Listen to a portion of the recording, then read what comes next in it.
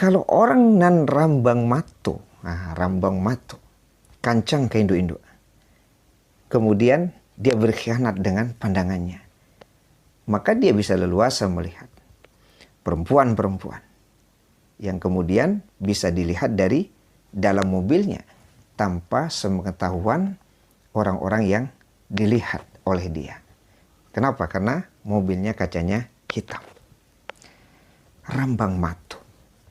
Bagi orang yang memang tidak mampu mengendalikan pandangan, sehingga akhirnya dia bermaksiat kepada Allah Subhanahu wa taala dengan sebab matanya yang berkhianat.